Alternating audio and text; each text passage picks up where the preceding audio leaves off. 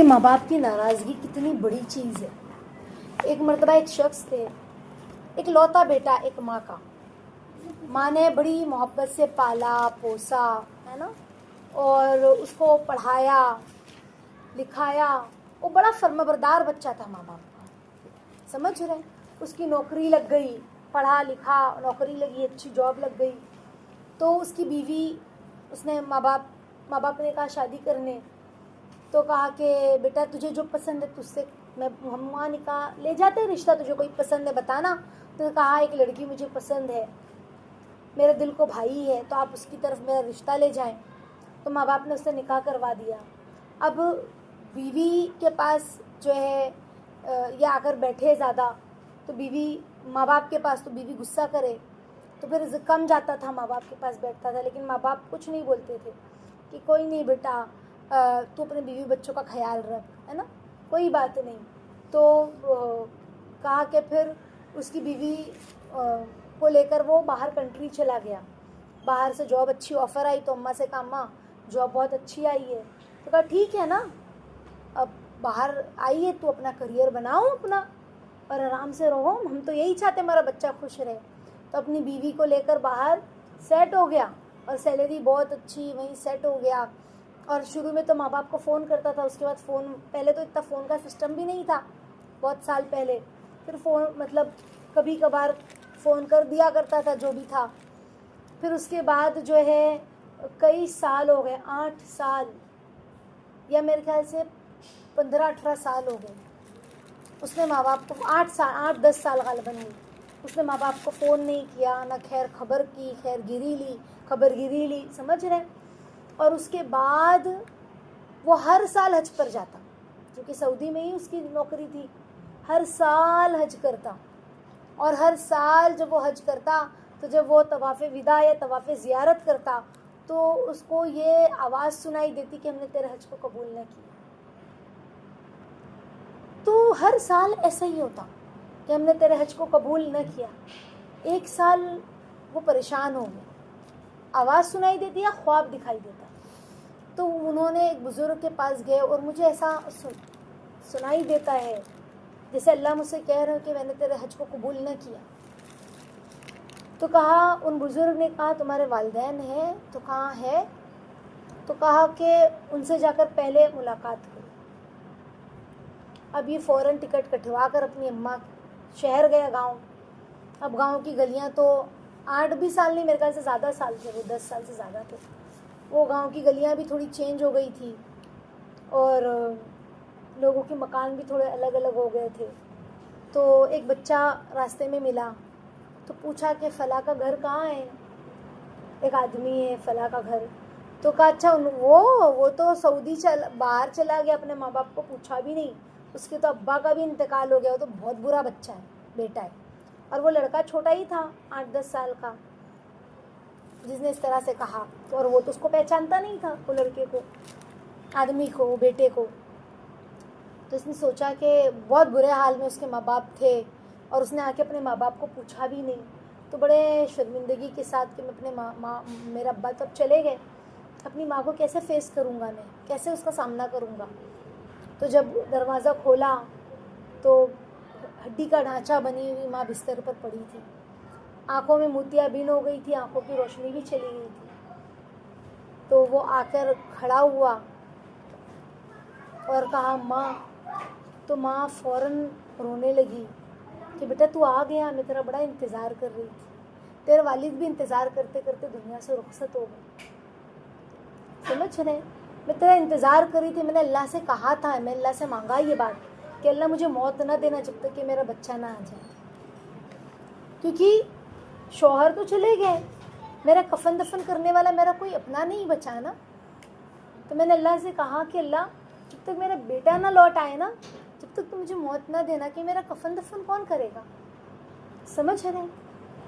تو یہ بہت رویا, معافی مانگی, اور کچھ دن بعد ہی انتقال ہو گیا ماں کا. کفن دفن کر کے اب وہ گھر واپس چلا گیا سعودی, سمجھ رہے. اور پھر جب اس نے حج کیا تو اب اس کو یہ آواز سنائی دی, یا اس کو یہ وہ ہوا کہ اس سال تمہارا حج قبول ہوا, بلکہ سارے حج قبول ہو گئے. جو پورے جو حج تھے نا وہ ہم نے اس حج کی برکت سے سارے قبول کر لیے. تو ماں باپ کی قدر، ان کی فرما برداری بہت اہمیت رکھتی ہے دین میں. یعنی ہم سوچ بھی نہیں سکتے ماں باپ کیا ہستی ہیں، ماں باپ کی کیا قیمت ہے. ان کو بالکل بھی جھڑکنا، ناراض کرنا، ان کے سامنے منہ بنانا، ان کو برا بھلا کہنا، ان کے سامنے اونچی آواز میں بات کرنا. یعنی اللہ سوچے نا، قرآن میں اللہ نے یہ جملہ کیوں کہا کہ ماں باپ کو اف بھی نہ کہو. اف کا کیا مطلب ہوتا ہے؟ اور بندہ تو کیا دیتا، میں ہی ہوں، کیا میں ہی دکھتی ہوں؟ اف سے زیادہ کیا دیتا ہے؟ آپ تو مجھے ہی بولتے ہو، میں ہی آپ کو بری لگتی ہوں. بھائی کو نہیں بولتے، میں ہی دکھ رہی ہوں، سب میری ہی غلطی ہے. سمجھ رہے؟ تو ہم تو کیا بول دیتے ہیں. تو بہت ضروری، رمضان المبارک کا مہینہ آ رہا ہے اور ماں باپ کا دل دکھایا ہے تو صلح کر لیں، معافی مانگے، اور ان کے پیر پکڑ کے معافی مانگے. اور جن کے ماں باپ نہیں ہیں تو خوب توبہ استغفار کرے اور پڑھ پڑھ کر ان کو بخشے ایصال و ثواب، ان کی طرف سے صدقہ خیرات کرے کہ اللہ اس کا ثواب جو ہے نا میرے والدین کو پہنچے. سمجھ رہے؟ اور جو ان کے ملنے جلنے والے ہیں، جو ان کے بھائی بہن ہیں جن سے وہ محبت سے پیش آتے تھے، ان کے ساتھ پھر ہم اچھا رویہ اختیار کریں کہ ہمارے ماں باپ جب زندہ تھے تو انہیں ان سے بڑی محبت تھی، تو ہم بھی ان سے محبت سے پیش آئیں. سمجھ رہے کہ ہمارے ماں باپ نے آپ کی بڑی عزت کی، بڑی محبت کی، اپنے بھتیجے بھتیجوں سے، ہے نا، اپنی بہنوں سے، اپنی دوستوں سے. تو یہ ہدیہ آپ کو ہے ہماری طرف سے کہ ہمارے ماں باپ نے بڑی عزت کی، ہم کیسے آپ کی عزت نہ کریں. سمجھ رہے؟ بہت ضروری ہے والدین کی عزت کرنا. اللہ تعالیٰ ہم سب کو سمجھائے. تو رمضان المبارک آ رہا ہے اور ہمیں کیا کرنا ہے؟ اپنا معاملات خالق اور مخلوق سے بہتر کرنا ہے.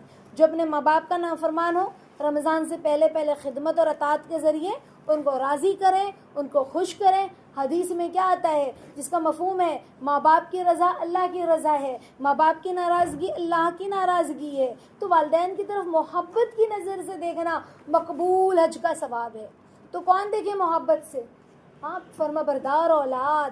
اللہ تعالیٰ والدین کے ساتھ نافرمانی کا معاملہ مرنے سے پہلے دنیا میں بھی وبال دے دیتے ہیں اور آخرت میں تو ملتا ہی ملتا ہے. اور ایک حدیث میں آتا ہے والدین کے ساتھ اچھا برتاؤ رزق اور عمر میں اضافے کا سبب ہے.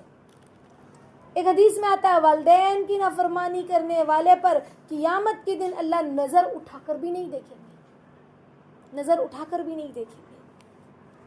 سونے سے پہلے والدین کے پاس چارپائی پر بیٹھ کر خوش طبعی کی باتیں کرنا راہ خدا میں، اللہ کی راہ میں تلوار سے جہاد کرنے سے بھی افضل ہے. سمجھ رہے ہیں؟ اب ماں باپ بوڑھے ہو گئے ہیں، بچے کی شادی ہو گئی ہے، بیٹیوں کے اندر تو یہ جذبہ ہوتا ہے کہ ماں باپ کی خدمت کرے. خیر اب تو وہ ماحول ہو گیا قیامت کے قریب کا کہ بیٹیاں بھی نافرمان ہو گئی ہیں.